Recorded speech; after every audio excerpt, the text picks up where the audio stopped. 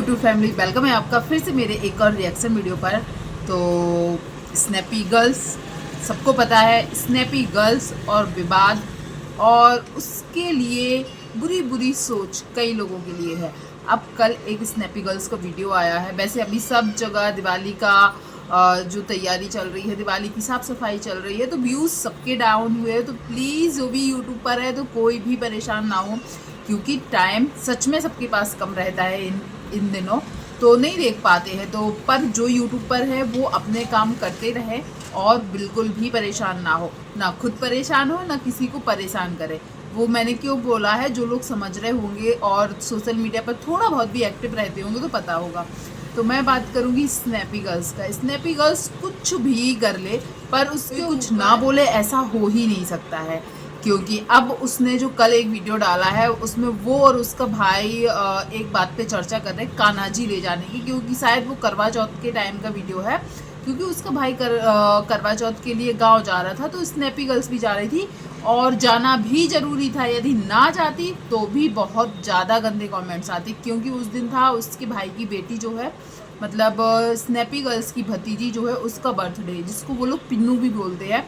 तो जाना भी जरूरी था, करवा चौथ की वजह से नहीं, मुझे लगता है बर्थडे की वजह से गए थे। करवा चौथ यदि अकेला होता तो भाई ही जाता, पर बर्थडे भी था बच्चे का तो सपना भी गई थी। अब इस टाइम पर सबको पता है कि उनके यहाँ कान्हा जी है, सपना ने कान्हा जी को अपने घर में लाया था, उसकी भी वीडियो सबने देखी है। पर आकांक्षा के यहाँ जब वो गई थी ना, तो वो शायद अपनी किसी दीदी, जो बताया था ना बाढ़ वाला सीन जो दिखाया था, शायद उनके यहाँ कान्हा जी रख कर गई थी। अब उसने इसमें देखो, ऑडियंस से पूछे तो प्रॉब्लम, ऑडियंस से ना पूछे तो प्रॉब्लम। तो वो और उसका भाई बात कर रहे थे कि कान्हा जी गाँव ले जाएंगे या घर पे रख जाएंगे, क्योंकि बाहर शायद अब उसको दीदी के यहाँ नहीं रखना है, किसी ने बोला होगा। तो उस बात को लेकर उसने पूछा कि ऑडियंस से कि कान्हा जी कहाँ ले जाते। तो आप लोग भी अपना सजेशन देना, सही बात है, क्योंकि हम अपने आसपास के लोगों से पूछ सकते, हो सकता है कौन सही बता रहा है कौन गलत बता रहा है। पर उसने ऑडियंस से पूछा तो कई ऑडियंस ने उसके ऊपर, एक ने लिखा है कि जब कान्हा जी घर में देखो ये बात सही है, पंडित जी से उसने पूछा होगा, ऐसा हो ही नहीं सकता कि पंडित जी से नहीं पूछा हो। और उस अकॉर्डिंग वो अपने जो भी उसको सही लगा वो कर भी रही थी। कान्हा जी को एक दो बार और मैंने देखा है वो बाहर लेके गई है, और इस बार भी देखा है वो गाँव लेके गई है। और उसका भाई बोल रहा था वो प्रेमानंद महाराज जी जो है उनकी कथा सुनता है, बातें सुनता है, मानता है उनको। तो उसने सुना होगा कि यदि आप चाहें तो घर पर भी कान्हा जी रख सकते हैं, पर उनको पूरा वो भोग लगा के जाना, सूखा मेवे एवे जो होते हैं ना, ऐसे भोग लगा के जाना, तुलसी पत्ते रख के जाना, पानी रख के जाना, ये सब चीज़ें मैंने भी सुना है कर सकते हैं।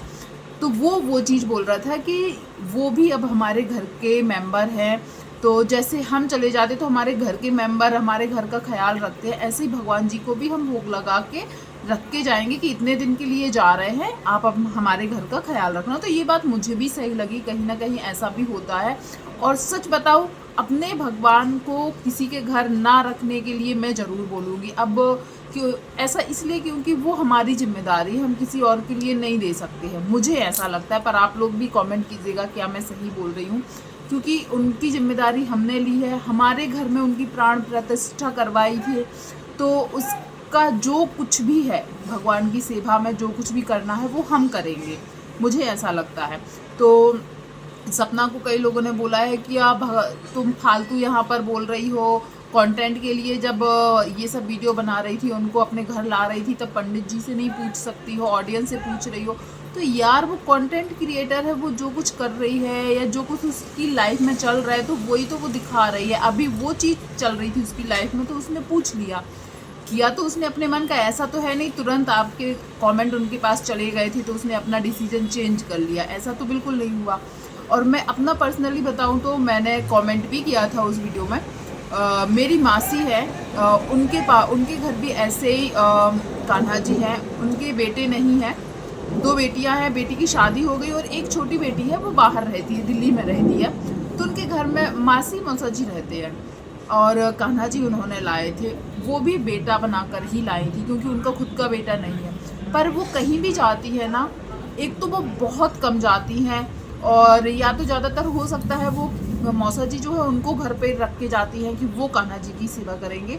और कभी ऐसा हो गया कि दोनों को साथ में जाना है तो वो अपने साथ ले जाती है, क्योंकि वो तो बेटा बनाकर लाई थी।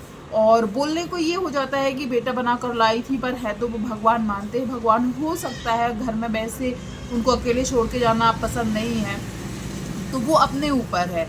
कई लोगों के मिक्स कमेंट ही है, मैंने भी देखे कमेंट सेक्शन में कि ज़्यादातर लोग ये तो नहीं बोल रहे कि नहीं ले जाना चाहिए, पर मिक्स कमेंट है। ज़्यादातर लोगों ने यही बोला है कि तुम भगवान को घर पर ही भोग लगा कर जाओ, यदि 1-2 दिन के लिए जा रही हो। अब जैसे 8-10 दिन ज़्यादा हो जाता है, तो ऐसे जा रही हो तो साथ में ले जा सकती हो। बहुत सारे लोगों ने ये कमेंट किए, पर कई लोग ने बोला है कि वो भगवान है, उनको नहीं ले जाया जाता है, कहीं भी जाओ तो उनको नहीं ले जाना चाहिए। बहुत सारी चीज़ें बोली गई, तो मिक्स कमेंट है। तो मैं यही बोलूँगी कि सपना को अपने उन्हीं पंडित जी से बात करनी चाहिए जिन्होंने प्राण प्रतिष्ठा करवाई थी, और वो शायद मिलती रहती है पंडितों से, उनसे पूछे।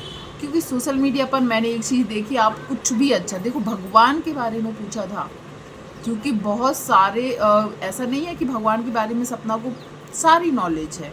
बहुत सारे आज हमें सोशल मीडिया पर बहुत से बुजुर्ग लोग भी देखते हैं, हमसे बड़े उम्र के लोग भी देखते हैं, उनको भी नॉलेज होता है, वो लोग भी बताते हैं। और सपना की ऐसी ऑडियंस है जो उसको सच में अच्छे से सजेस्ट करती है कि क्या करना क्या नहीं करना। अब मुझे लगता है सपना अच्छे से समझ गई होगी, क्योंकि बहुत सारे लोगों ने बोला यदि 1-2 दिन के लिए जा रही हो तो घर पे रख सकते हो, पर उनके भोग का जल का ये सब मतलब, और लाइट बंद करके नहीं जाना, और बोल के जाना पड़ता है कि आप हमारे घर की वो करो। अब मैं आती हूँ सपना की भाभी के ऊपर, क्योंकि ये चीज़ तो पता है पिछले ब्लॉग में भी सपना के भाई को बहुत कुछ बोला गया था। अब करवा चौथ वीडियो जो आया है बहुत ज़्यादा उसने नहीं दिखाया है सपना ने अपने ब्लॉग में, क्योंकि जाहिर सी बात है उनका भी एक चैनल है तो वो उसमें दिखाएंगे।